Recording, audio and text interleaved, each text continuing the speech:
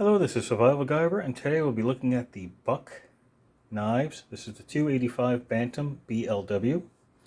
Now, I have no idea what BLW stands for. I could not find anything on their website that tells me what a BLW is, so I'm going to assume it means back lock whatchamacallit. Because this is a back lock. It's back here. It's not a liner lock like most knives that have it here. This would probably do well with a liner lock the way the handle's set up, but it's on the back. Safety first. The downside is it means it's a two-hand closing. You could, I suppose, if your hand is small enough to be able to hit that and close it at the same time. My hand is not. Now, this is a budget knife. So, you know, it's relatively cheap. I bought this on sale at a local store because I've always liked the design. It's a beautiful looking knife. However, this one's got some problems. And I don't know if it's because it's a budget blade, because this is the only Buck that I own, or this one just kind of passed the quality control and somebody missed it. It's possible. So let me give you a little rundown on this here. So again, this is the 825 Bantam, the BLW, slightly longer than the BW, whatever that means. So it's got a 420 high carbon steel, so it's actually a pretty good blade material. It is a hollow blade grind, right? The satin finish, it's plain edge. The blade length is 3.125 inches, if I remember correctly. Blade thickness is 0.12 inches. Drop point style, of course. Excuse me. The handle length is almost 4.4 inches, 4.37512, something like that, when I measure it out. And the handle thickness is a little more than a half-inch thick. It's made of a polymer. It's black, of course. It weighs only 2.4 ounces, so it's pretty light.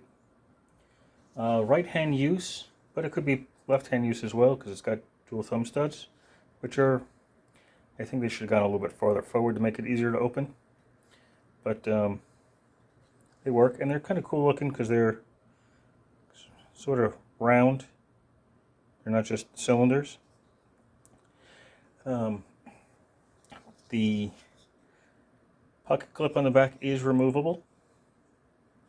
All right, and as I think I suggested earlier, this is a back lock. Lock is in the back here. Push down, and you can close it. You can close it one-handed. It's really difficult, at least for me, because my hand is so long. I'd have to do this, and then, you know, either way, it'd be difficult because when I do that to put pressure down, if I suddenly drop it, there's a chance I can cut my fingers off. Now, for some reason, this has got a good amount of tension right about there. This, nice solid click to it, by the way. If you look really, really carefully, I don't think I got it all off. There's a little bit of glazing, what it looks like there. It's oil. I had to oil the mechanism on this. It sounded like there was sand inside it, so it was really hard to open. It's still really hard to open, but it's getting easier. I don't know if you can hear that noise.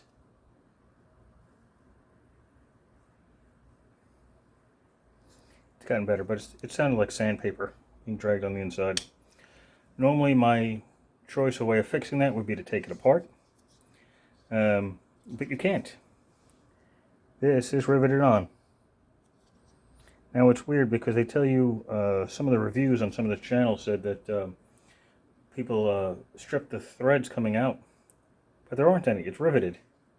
So I don't know what they did. There's a little bit of jimping, but it's on the handle itself, not on the blade. I mean, I suppose it'll still work for jimping, but it's not actually on the back of the blade, and the handle is a little bit higher than it, so there's a weird gap there. I suppose it would work. There is a lanyard hole in the back. If you can see on the inside, it's pretty hollow on the inside because it's really, really light. Sometimes it's a little hard to close, but not often. The blade is not centered on the inside. It's off to one side. You can see it move. Not a deal breaker. It doesn't bind that way. So it's not bad on that end. But they consider this an everyday carry budget knife, and it is.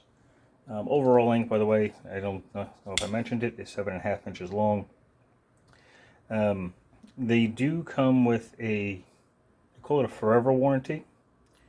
So, I mean, I suppose I can contact them, telling them how really difficult this has been to open and how it sounds like crap to open, and see if I can warranty it out. And I'm sure they'll do fine by me. But for the price I paid for this, I'm not worried about it. The blade steel, by the way, is again 420 high carbon, so it'll be easy to sharpen. It's got a decent, it's actually a pretty good blade type, so it'll take a good amount of abuse. And again, it being a budget blade, do a lot with it. I would personally take the clip off the back, which I probably will anyway. It's not reversible, unfortunately, and just leave it as maybe a neck knife, put on the back of a keychain or something. This is really everyday use and abuse. The only weird thing you got to remember is that it's a back lock, not a liner lock. But I mean, that sounds pretty good that way. See, I'm struggling to open it. Well, actually, when I open it, if you look carefully, I get my thumb on the blade almost every time, right there. And that's just because the thumb stud is, you have this little groove here on the handle, but when I open it, my finger kind of gets wedged here and it pushes my thumb down. So if this thumb stud was a little bit farther forward, or this had a slightly different direction to it, like make this a little bit more rectangular here, take this little edge off, just take that little edge off a little bit, that may make it a little bit easier to open without cutting your finger. I haven't cut my finger yet, but I've gotten close. There is a small thing here, 285, and I don't know what that's supposed to be. It looks like a Z or an N on its side there. I'm assuming a 285 because it's a 285 series by Buck. No idea what the little symbol is for, but it's just a nice, it reminds me of the Crescent Harpoon in blade design. The top part here is not sharp at all. On the Harpoon it was. But other than that, it's a nice knife, and it's a budget knife. Can't stress that enough. So in the description below is going to be a link where you can find this on Amazon if you're interested in it. And Blade HQ also carries it. And I believe this is on sale at the moment, so I would check there first. So I'll probably put that link first. No, why not? Because Blade HQ is a great company.